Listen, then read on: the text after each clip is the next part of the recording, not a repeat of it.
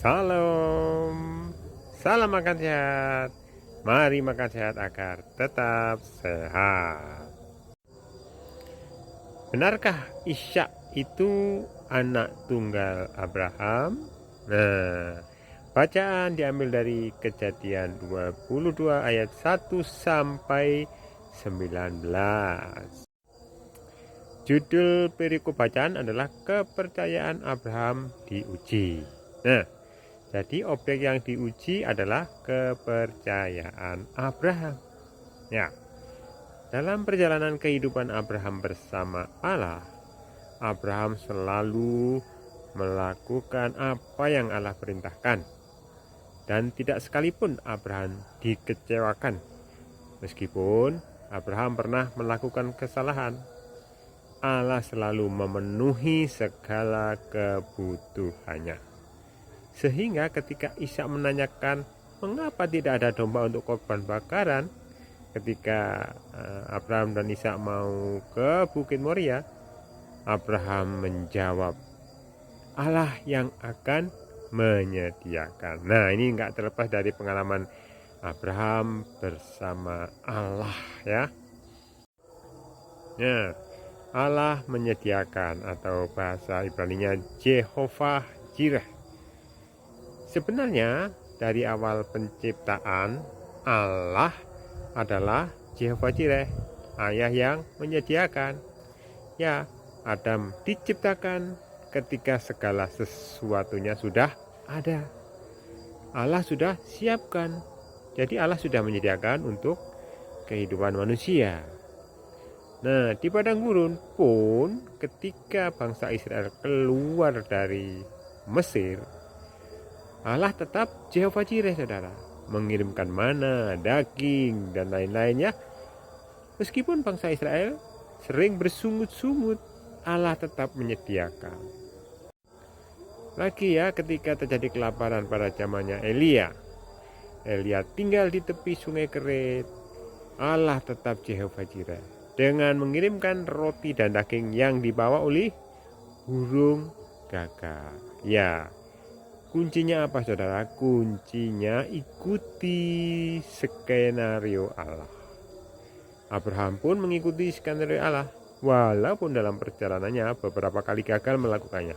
Namun Allah adalah Allah yang setia. Pada zaman Tuhan Yesus, ketika banyak orang mengikuti Tuhan Yesus, 5.000 orang lebih, ya, 5.000 itu hanya orang laki-laki saja, tidak termasuk perempuan dan anak-anak. Yesus memberi makan mereka sampai kenyang, saudara, hanya dengan 5 roti dan 2 ikan. Dan masih sisa lagi, masih lebih lagi, 12 bakul penuh, saudara. Ya, Allah itu adalah Allah yang Jehovah Jireh. Yesus itu adalah Allah, saudara. Ya.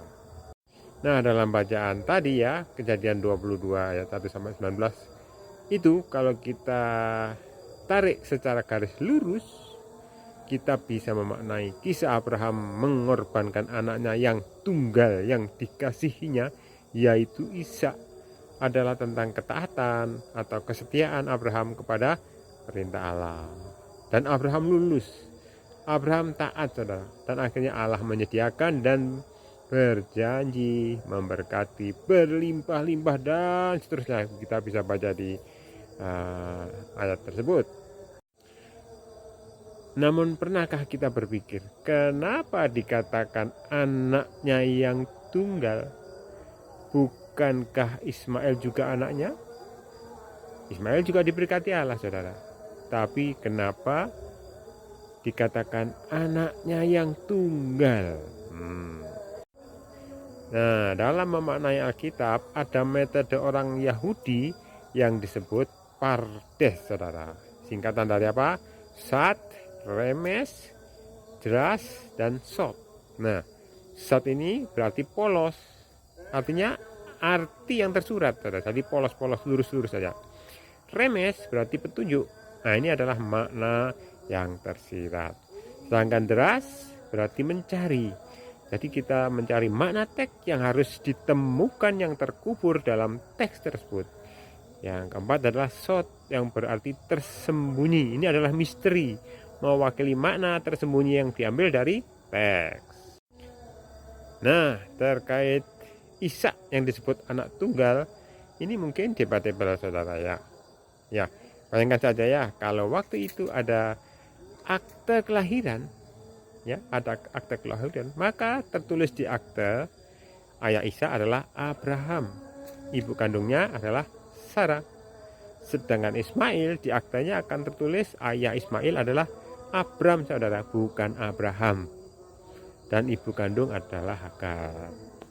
Karena waktu Ismail lahir namanya belum Abraham tapi masih Abram. Jadi berbeda Abraham dengan Abram secara hukum. Ya, secara biologis mungkin sama, Abram itu dengan Abraham, tapi secara hukum tidak sama. Nah, sebelum Allah menguji Abraham, Allah mencatat dalam pasal sebelumnya ya, Kejadian 21 ayat 12b. Bunyinya seperti ini.